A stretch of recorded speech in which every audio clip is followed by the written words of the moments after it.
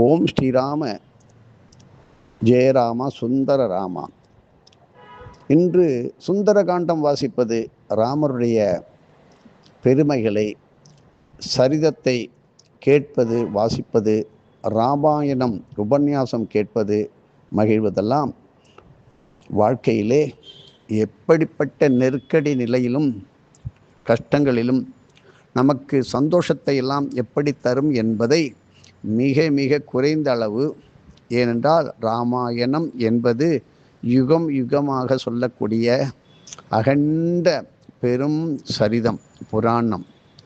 அதை நமது வாத்தியார் சொல்லும் பொழுது நவநாத சித்தர்கள் சொல்லியதைத்தான் இருடிகள் ராமாயணம் என்றும் மகாபாரதத்தை இருடிகள் பாரதம் என்றும் தத்துரூபமாக காட்டிக்கொண்டே வருகிறார்.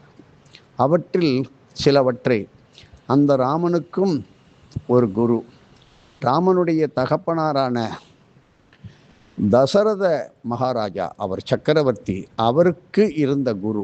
அப்பொழுது 60,000 வருடம் ராஜ்ய பரிபாலனம் செய்தார் என்றால், அதாவது தியாக மனப்பான்மையுடன், நாம் சொல்லும் பொது நலன் கருதி, பசு முதல் பட்சிகள் வரை எதுவும் நமது ராஜ்யத்திலே சிரமப்படக்கூடாது, கலங்கப்படக்கூடாது, கஷ்டப்படக்கூடாது என்கின்ற சத்திய தர்மத்தின்படி அப்பொழுதெல்லாம் பார்க்கும் பொழுது 60,000 வருடம் அவர் ஆரோக்கியத்துடன் தான் இருந்தார். அவருக்கு அப்படியே தொடர்ந்து வசிஷ்டாதி வாமதேவர்கள் 8 மகரிஷிகள் அருகில் சொல்லிக் கொடுத்தார்கள், எப்படியெல்லாம் செய்ய வேண்டும். இப்படியெல்லாம் சொல்லிக் கொடுத்து ராமர் பிறந்தார்.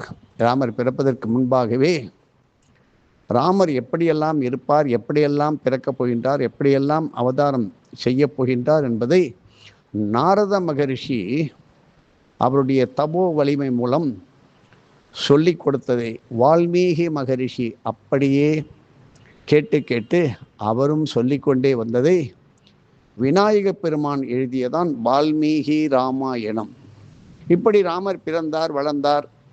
அவருக்கு திருமணம் நிச்சயமாகும் பொழுது கைகேயி குறுக்கே வந்து விட்டார். அந்த நட்சத்திரம்தான் ஒரு நல்ல நாள் பார்த்து, கொஞ்சம் கூட எள்ளளவு கூட, முனை அளவு கூட, எள் முனை கூட பிசகாமல் ஒரு முகூர்த்த நேரத்தை பார்த்து ராமருக்கு பட்டாபிஷேகம் செய்ய வேண்டும் என்று எல்லோரும், வசிஷ்டாதி வாமதேவர்கள், தேவாதி தேவர்கள், சகல கோடி தெய்வங்கள் முன்னிலையிலே திருமணம் நிச்சயிக்கப்பட்ட நாள். ஒரு யுகத்திலே பூச நட்சத்திரம்.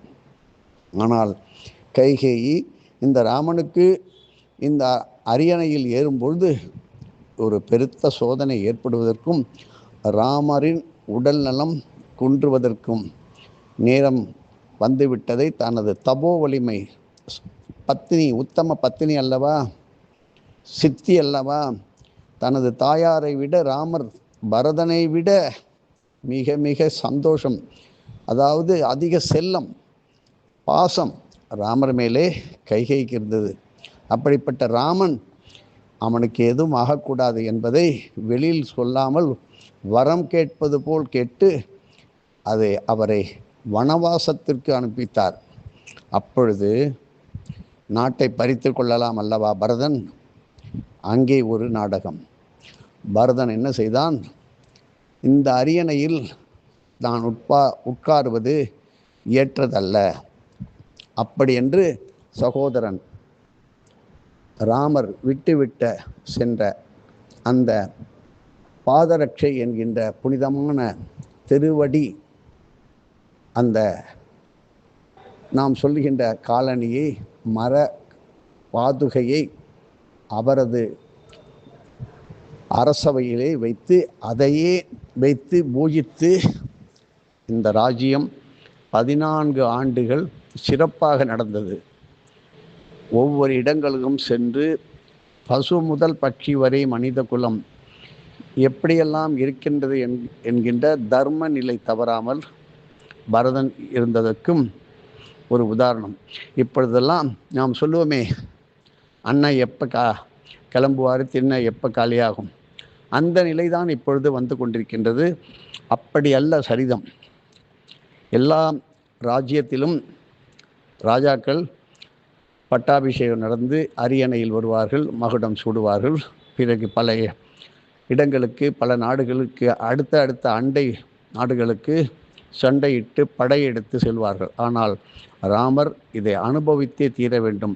கஷ்டம் என்றால் என்ன, அசுரனை வெல்வது எப்படி, எந்தெந்த குணங்கள் எப்படி நிறைந்திருக்க வேண்டும், அதற்கு யாருடைய உதவி தேவைப்பட வேண்டும், என்னென்ன சக்திகள் வேண்டும், தனது பிரம்மாஸ்திரம் அதனுடைய வில்லினுடைய மகிமை என்ன, ராமருடைய பராக்கிரமம் என்ன என்பதெல்லாம் இந்த உலகம் தெரிந்து கொள்ள வேண்டும் என்பதற்காக அந்த இறைவனை ஒரு சூழ்ச்சி செய்து அந்த ராமனை வனவாசம் அனுப்பி, அப்படிப்பட்ட செல்வம் நிறைந்த அழகான பராக்கிரமம் நிறைந்த அந்த ராவணனின் பிடியில் சிக்கிய சீதையானவள் எதுக்கும் மயங்காமல் தான் அந்த உத்தம தர்ம பத்னி அந்த நிலையை கடைபிடிப்பதற்கும் எந்த இடத்திலும் மாசு மறுவற்று அப்படியே அதை நிலைநாட்டினாள். காரணம், அங்கே இருக்கின்ற வளம் நிறைந்த ஒரு செல்வம் நிறைந்த ஒரு அரண்மனையை சீத்தை பார்க்கும் பொழுது மனமாற்றம் ஏற்படலாமே, தயங்காமல் இருந்ததற்கும் அந்த சீதையினுடைய பதிவிரதா தன்மையை காட்டுவதற்கும் ஏற்றது. இப்படியெல்லாம் ராமருக்கு உதவி செய்வதற்கு தன்னுடைய தாய் தந்தை முழு ஆசியுடன் தனது அரண்மனையிலே இருந்த வசிஷ்டாதி வாமதேவர்கள் 8 மகரிஷிகள் அவருடைய மிகுந்த ஆசிகளுடன் ராஜ்யத்தை ஆண்டு இலங்காபுரியை நோக்கி செல்லும் பொழுது உதவுவதற்கு வானர படைகள் கூட்டம் கூட்டமாக வந்து உதவி செய்ததையும், அந்த குரங்கு என்ன செய்யும், அந்த குரங்கு எப்படியெல்லாம் உதவி செய்தது, வானரம் என்ன செய்யும், பாலத்தை அமைத்து கொடுத்ததையெல்லாம் தெரிந்து கொள்வதற்காக இந்த இராமாயணத்துடைய புகழை பரப்பினார்கள். இப்பொழுதெல்லாம் ஏதோ ஒரு பொழுதுபோக்குக்காக சில இடங்களிலே அங்கும் இங்குமாக ஒவ்வொன்றாக நடந்தேறி வருகின்றது. இப்படி ராமர் 14 வருடம் வனவாசம் சென்று திரும்பும் பொழுது இங்கே வந்து ராமர் ஒவ்வொருவரையும் விசாரிக்கிறார். நீ எப்படிமா இருக்க, நீ எப்படிமா இருக்கன்னு. இந்த குரங்குகள்லாம் என்ன பண்ணிட்டு தெரியுங்களா, இந்த கௌசல்யா தேவி ஏங்கி அப்படியே நொந்து போயிட்டா. இந்த குரங்குகள்லாம் தூக்கி கொண்டு அந்த அம்மா உட்கார வச்சு ஆளுக்கால ஒன்று பண்ணுது. ஒன்று நல்ல ஜடையை பின்னி விடுறது, நல்ல உடம்புக்கு துணியை விட்டு விடுது, ஒன்று அப்படியே மூஞ்சியெல்லாம் அழகுப்படுத்துது. அப்படியெல்லாம் கொண்டாடி மகிழ்ந்ததை இராமாயணத்தில் சொல்லவும் இல்லை, கேட்கவும் இல்லை. அப்படி வானரம் புகழ் கொண்டாடியது.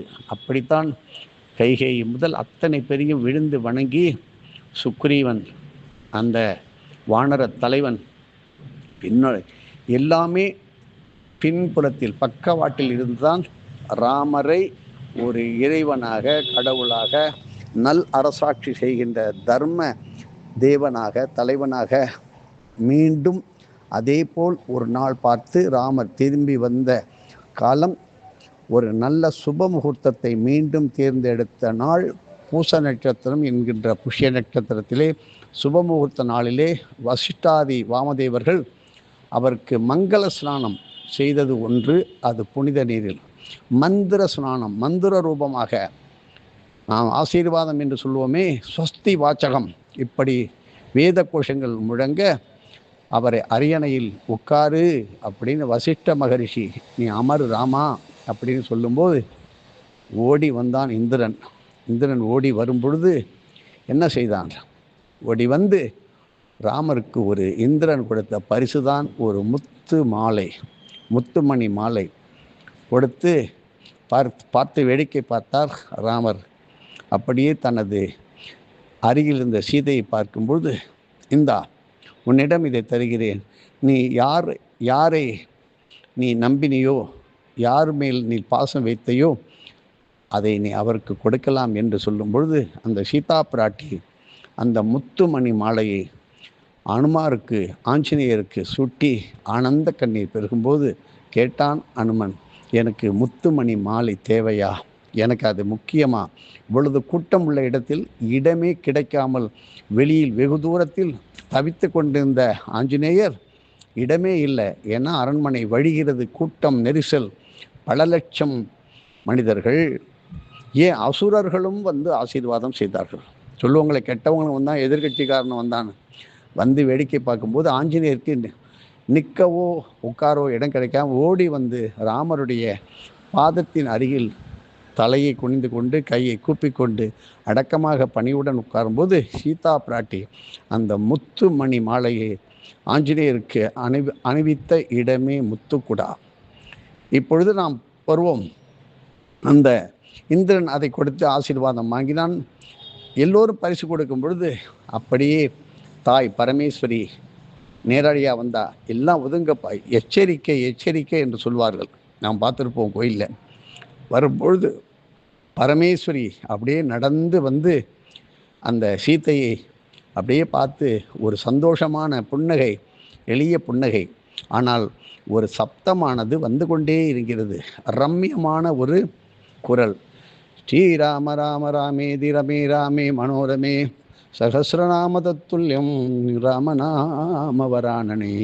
இப்படி ஒரு மெல்லிய குரலில் ஒன்று வருகின்றது. கிட்டே நெருங்கும் பொழுது பார்க்கும் பொழுது ஒரு கிளி, பரமேஸ்வரி ஒரு கிளியை வைத்திருந்தால் அந்த கிளி சதா சர்வ காலம் ஸ்ரீராம ராம ராமேதி ரமே ராமே மனோரமே சகசிரநாம தத்துல்யம் ராமநாம வராணனே இப்படி புகழ்பாடிய காலம்தான் ராமருக்கு நடந்த பட்டாபிஷேகம். இப்படி ஒவ்வொரு நாளும் இந்த ராமாயணத்துடைய மகிமையை, பெருமையை கேட்கும் பொழுது நாம் வாழ்க்கையில் என்ன கஷ்டத்தை அடைஞ்சிட்டோம், என்ன பெரிய போராட்டம் பண்ணிட்டோம், நாம் என்ன தானம் பண்ணோம், தர்மம் பண்ணோம்.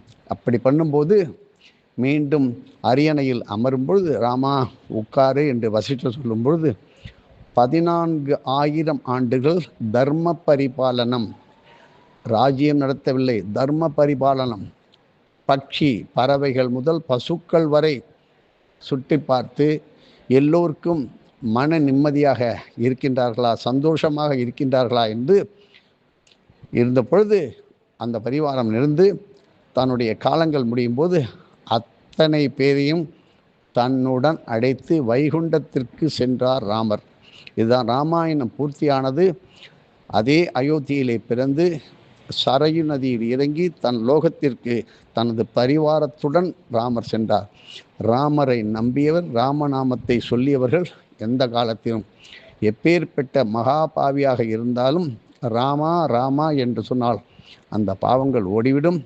இப்படி இன்னும் காசியில் மரிக்கின்ற இறக்கின்ற தாவரங்கள், பூச்சி புழு முதல் பிராணிகள் முதல் மனிதன் வரை யார் இறந்தாலும் அவனது காதுகளிலே அந்த சாக்ஷாத் அந்த பரமேஸ்வரனை ராமநாம மந்திரத்தை ஓதி அந்த லோகத்திற்கு அனுப்பி வைக்கின்றார் என்றால் காசியினுடைய மகிமைதான் என்ன.